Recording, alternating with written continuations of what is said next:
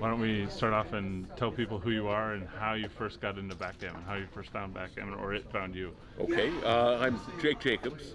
I'm from the Chicago area originally, and I was in a bar one night in June of 1979, and my friend the bartender was busy, and there was a guy at the end of the bar who was trying to get anyone to play backgammon with him. He apparently was a regular and knew a lot of people, and they knew him, but nobody wanted to play. And somebody said, no, I don't want to play, and then looked down the bar, saw me sitting there, and said, well, why don't you ask him? He looks like a backgammon player. And I was bored, and I said, yeah, okay, if you show me how to play, I'll play. And that's how I became a backgammon player. And so, starting as a novice or an introductory player, how did you get to the level you're at now, and where are you at now? Well, that night, after we played a couple of games, he said, "Do you want to play for drinks?" And I thought, yeah, I'm not going to lose that many drinks. It's almost last call. So I said, yeah, sure, why not? And I won 3 beers. I got lucky, and I didn't collect. I collected 1 beer, and so he owed me 2, which I never got. And a week goes by, and it was back in the bar, and he shows up, and again, it's very late, and he said, do you want to play again? And I said, okay, but I don't remember how to set up the board. So he gave me a few more pointers. He said, now, do you want to play for drinks? And okay, and I won 4 more drinks, and I collected 1. Now, I knew that this was going to end badly if I didn't do something, because I knew that, he wasn't good. He wasn't a good player, but he was certainly better than I was. So I happened to know what the best book on backgammon was. At that time, it was clearly McGrill's book. And I knew where to get a copy. So I went to this friend of mine and I said, you have a book by that guy Magriel. Can I borrow it? And I read it, that week. Actually, I read it twice. And so the next Friday night, I was back in the bar, and, this guy Ray showed up, and this time he wanted to play for dollars. And I beat him for $20. And the owner of the bar, George, said, okay, now you and me, we play, and I get my friend's money back. And George was a pretty good player, and he won the money back pretty quickly. And so I walked out of there even, and I told my friend, the guy I had borrowed the book from, about it. Now, he was my relief at the cab company, and so he started bringing his board into work, coming in early, and we'd play backgammon in the office. It was slow. And the following Friday, both of us went back there, and this time, when it got to be closing time, George locked up the bar. I played Ray for dollars, John played George for 5s, and by dawn, they'd both quit us for life. So that's what got me hooked. And about 2 months later, we restarted a weekly tournament at a place that we used to go to on Sunday nights. And John, my friend, was a pretty good player, but I got to be close to him, fairly quickly. So we were the 2 dominant players in the bar. And by December, when Gammons of Chicago first opened, and I went there, I didn't know that I wasn't, a very, very good player. I just took for granted that because I always won at, the local club that, I must be a decent player. And a couple months later, they had the last Black and White Scotch tournament came to town. And, bracket of 128, $250 entry fee. And, of course, I entered the Open because, I'd read a book. And actually, I'd read a couple books by then. And I assumed that, I had to be at least expert or near expert. And so I never played as a beginner or a novice player. I went right to playing in the Open. Of course, my game, didn't merit it right away. But later... a couple of years later, I moved to Las Vegas, and I played pretty well already, but not great, but fairly well. Certainly better than most home players by a lot. And when I got to Las Vegas, I had some really strong mentors that I was able to work with. 2 of them were in the house that I had moved into. My brother Munchkin, who used to make quite a lot of money playing for money before he moved. And our other roommate, Tim Wisecarver, had been the best player in Chicago in the early 70s. And Timmy, had all these matches and liked to, go over matches, analyze matches, talk about game theory, and, he is a teacher. He's still teaching. And he was a great help. And then Mike Maxiculi had the Las Vegas Backgammon magazine and had probably the world's largest collection of backgammon materials. So I read, pretty much everything at that point that had ever been written on the game. All the, magazines and books, and he had something like 100 of the 103 books that were known to exist at that time. So I read them all, and I talked with Max, who knew what he was doing. But we also had another friend, a guy named Craig Shellstorp, who was one of the best players in the world, who started a seminar that spring to get some of us ready for the Plimpton, with the idea that if we cashed, he'd get 10% of our winnings. And so that was probably the biggest factor.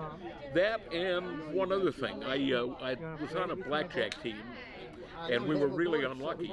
So I didn't have any income coming in. So making money at the backgammon club every Sunday made a difference. And so it really focuses your mind when it's the difference between TV dinners and Burger King.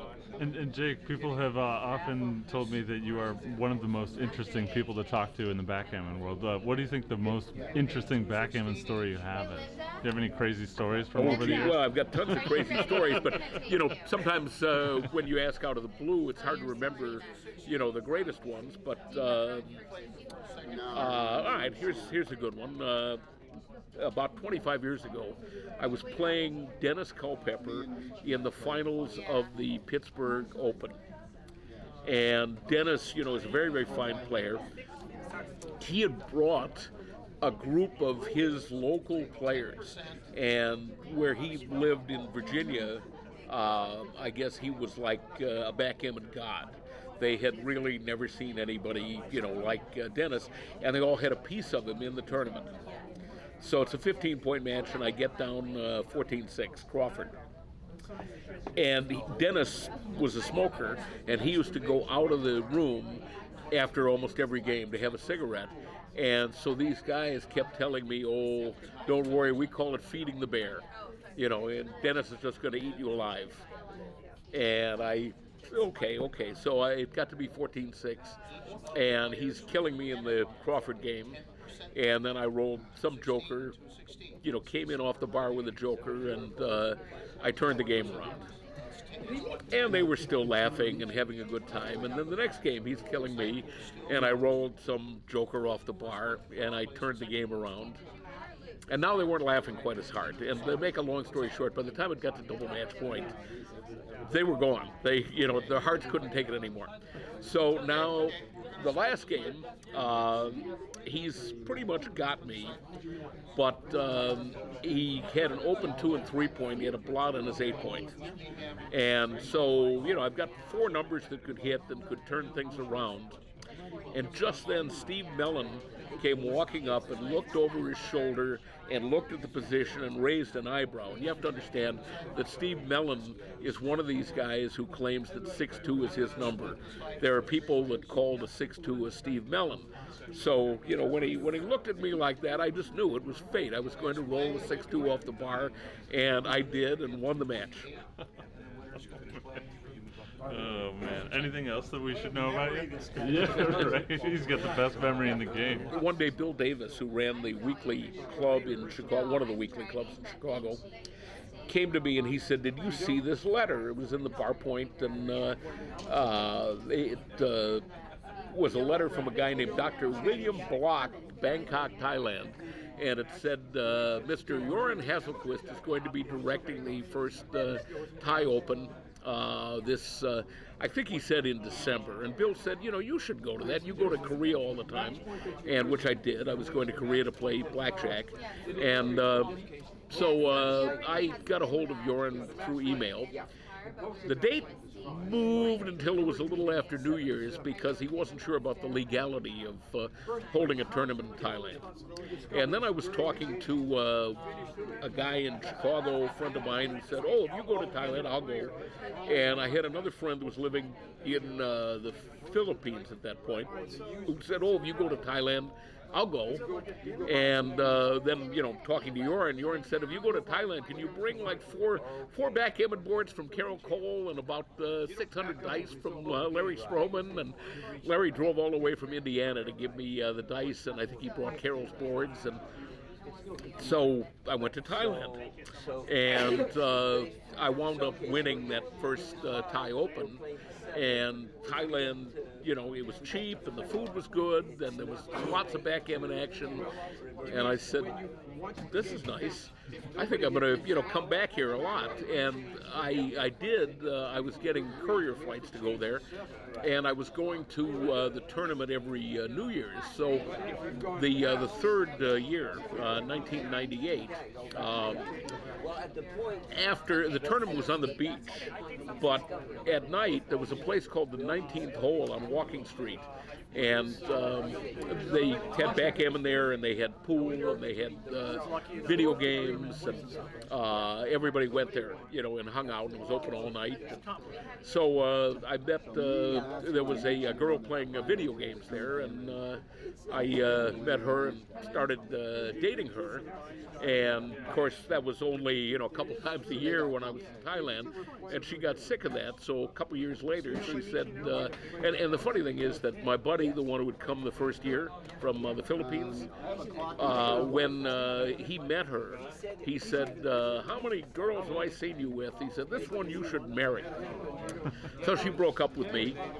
3 years go by, and it's 2004, the tournament in 2004. I've been going every year, and I'm walking down the street, and I bump into her younger sister, one of her younger sisters, and she said, "Have you seen Ta, talk to Ta?" And I said, "Not in 3 years." And it turned out she had moved back to the home province, but she was in town just then. And I said, "Well, if she wants to get a hold of me, here's my number, but I'm leaving in 2 days, so she could call me tomorrow." And so, shortening the story somewhat, in January of 2008, January 16th, 2008, we got married. And, we're still married and have a daughter who's going to be 21 and live in Tucson, Arizona now. You found love in backgammon. Found love in backgammon, yeah. I love that. She actually played fairly well for a player. For a novice. She had, I think, some feel for the game, but she just wasn't interested in it, so she never plays. And how did you fall in love with it? You just your early success just ballooned. Your early success in the with bar. her or with in the game. Oh, how did you fall in love with the game?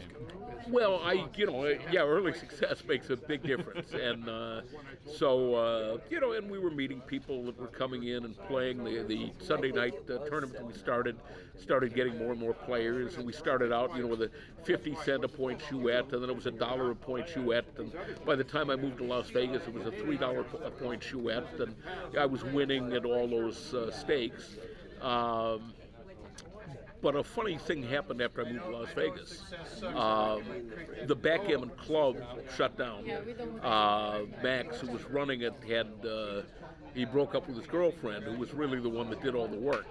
And so the club shut down. There was no backgammon in town, and there were a lot of cheating scandals right around then. Now, in the meantime, I had come in second in the Cavendish in June of '83, and then in January of '84, I won the Nevada State Championship. For people that don't know what the Cavendish is. Cavendish was a club here in Los Angeles in the old days, and they had a tournament, the Cavendish Invitational. It was, it was like this, maybe a little smaller than this, but it was a good-sized tournament with a lot of famous players, and I played a young guy who was also in this first finals, a guy named Joe Russell. And Joe won, I came in second. And then the Nevada State Championship was an even bigger tournament. It was a tournament like this, and I won that. And that's about the point that I stopped playing backgammon for almost entirely for the next 5 years. I got into bridge. I was playing a lot of bridge, and between the cheating scandals that were in L.A. and in Chicago then, and just other interests, I stopped playing.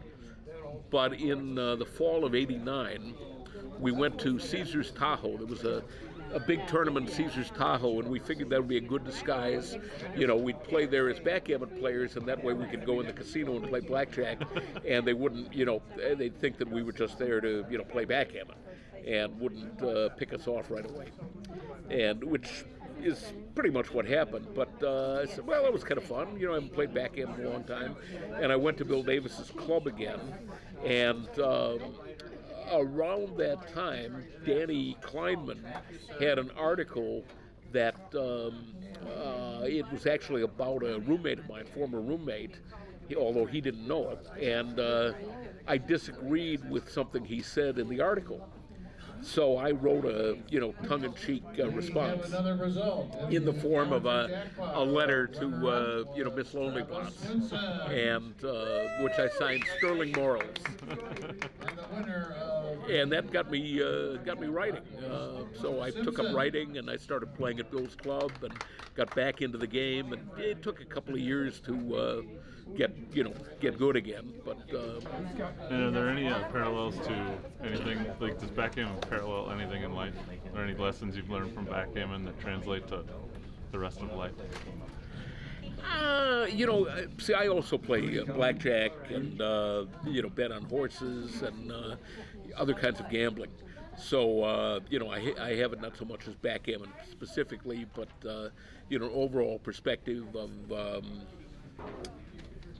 recognizing that a lot of life. I don't want to say it's controlled by math, but there are underlying mathematical principles that sort of dictate in the long run how things should go. And if you recognize that, and if you're willing to recognize it, a lot of the time you don't have to. You don't have to do complex mathematical calculations. You just have to know, simple ones, but know when to make them. But I have a Bobby Riggs story. There was a backgammon player that actually I almost made some money on at that tournament in 1989 in Lake Tahoe. His name was Mike Carson, and Mike was from Pittsburgh, I think, Pennsylvania anyway, and he had a reputation as a very strong player back in the 70s. I guess he had a little bit of a gambling problem, but he knew how to play. And so he and Bobby Riggs sat down to play some backgammon. And Carson, would have been the equivalent of a professional backgammon player. He's playing some tennis player. So they agreed that he would give Bobby Riggs 6-1 and the next roll. So Bobby Riggs would get to play 6-1 and roll the dice, which is a huge, ridiculous spot. But it got even worse because the very first game, he said, okay, I've got a 6-1, right? And he proceeded to play 13-7, 6-5, and then took his roll. And that's when, he realized that maybe Bobby knows a little more about this game than I thought he did.